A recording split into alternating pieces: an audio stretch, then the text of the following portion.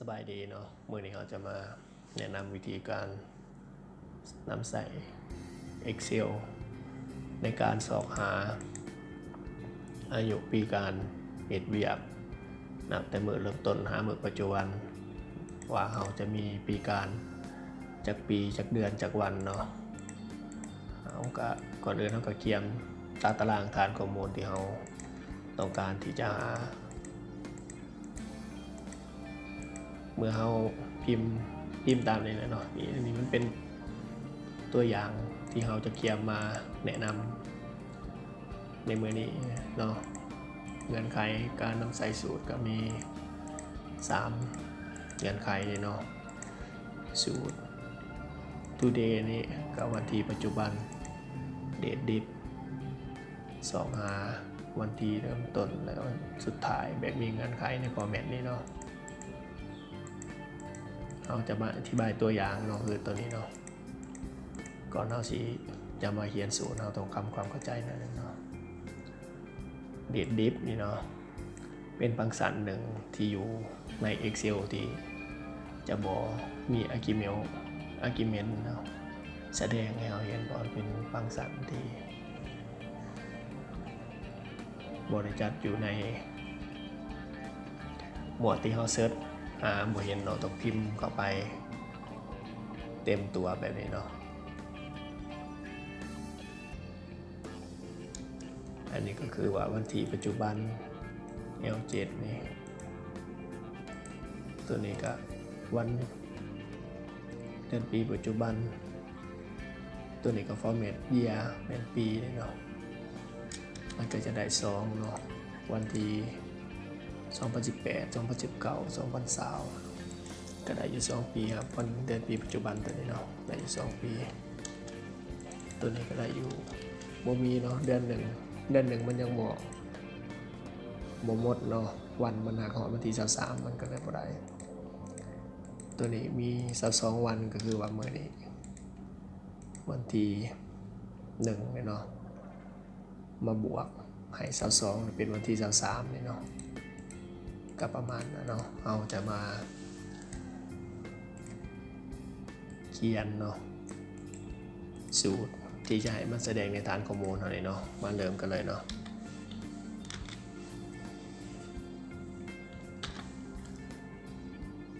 เราก็พิมพ์ฟังก์ชันเดทดิฟเข้าไปเลยเนาะ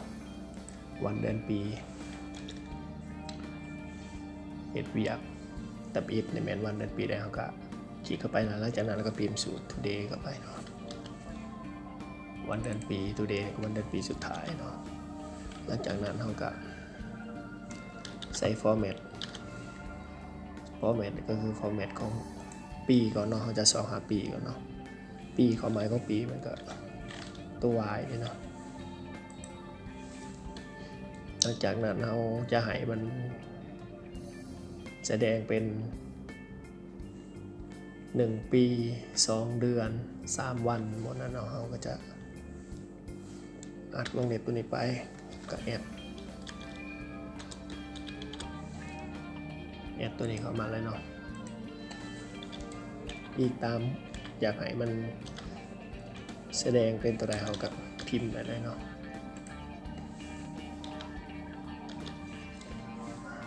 เอาเพื่อเป็นการเสียเวลาเนาะก๊อปเอาตัวนี้ไปเลยก๊อปตัวนี้มาเลย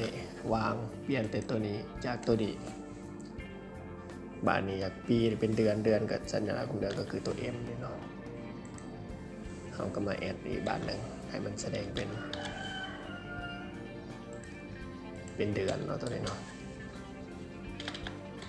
พิมพ์ตามเลยเนาะ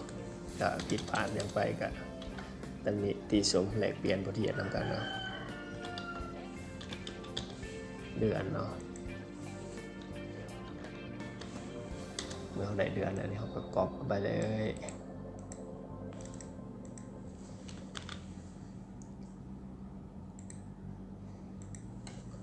เปลี่ยนจากตัวนี้เป็นวันเนาะD MD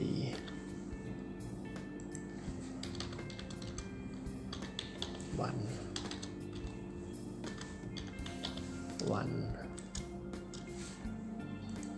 ไป อัดลงนี่ไปมัน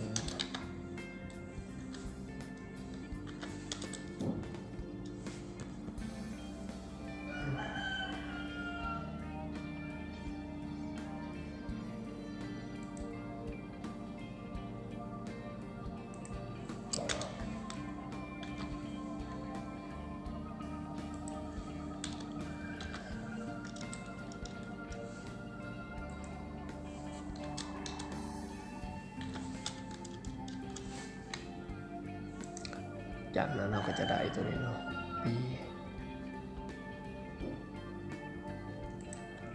แปลงมันหน่อยนึงเนาะเพื่อ